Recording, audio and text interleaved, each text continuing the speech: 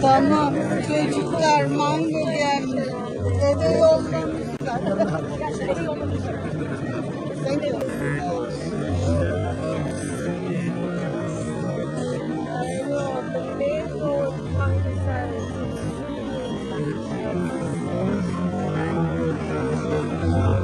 I will send in 10 days 200 bags.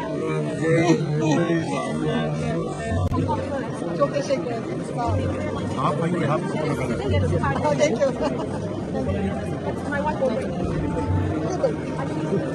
Yes, I got it. Çok sağ olun. This time is very sweet. Okay.